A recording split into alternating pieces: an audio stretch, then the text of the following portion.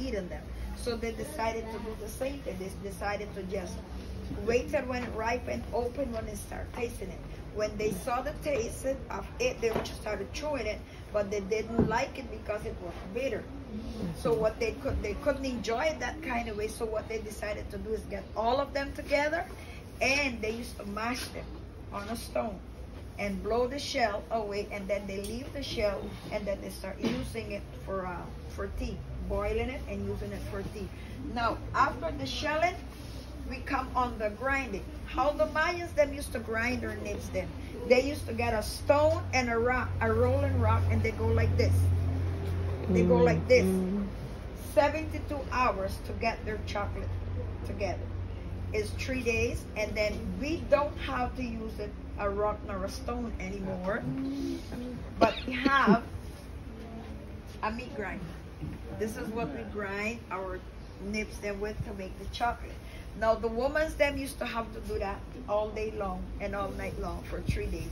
A turn in the morning, turn in the night, like that, until they get all the chocolate ready. Now, then they used to grind it like that, but we are going to use a meat grinder.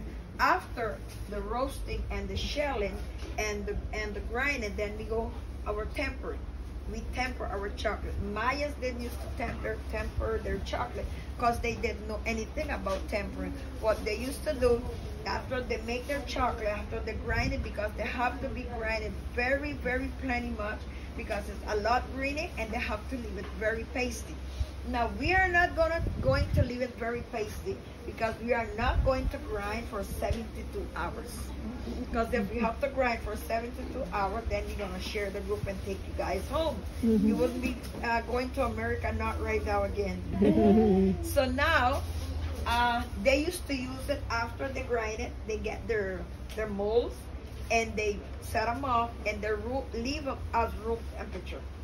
After 24 hours, the chocolate is ready. The only thing, because it wasn't tempered, it couldn't last that long, hardened. And when you temper it, when we found out about the tempering the chocolate, that given a long-lasting term. It may last you 2 to 3 days without getting melted away, like sneakers or M&Ms. When you put them into your pocket or your purse, when you put your hand back in, all of them melt away, right? So that is not that way. Now what we can make out of the cocoa beans, out of chocolate, we make this.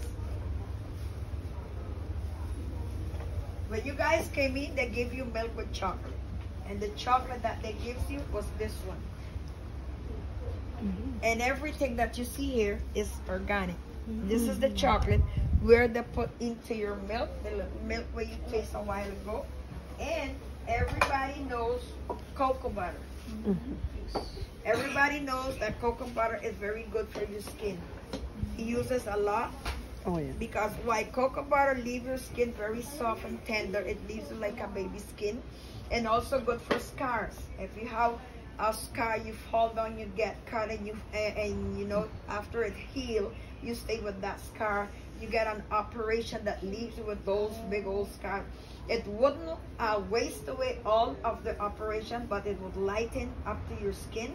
And at the same time, it's good for mosquitoes and sunflies. When you go into the forest or go to the beach and you want to use a little bit on your legs and on your arm, avoid from mosquito bites. And when you go into the forest, and at the same time, cocoa butter is also good for you here. Now, if you guys buy cocoa butter in America and it don't smell something like this, that means it's already passed through a lot of process. Now, right now, this cocoa butter here, and this is melted cocoa butter. I'm gonna pass around to your table, that you guys can get a little bit into your fingers and rub it in the palm of your hand or on your anywhere part of your body, and you will see how it's soft would leave your skin and how nice it would smell on your skin.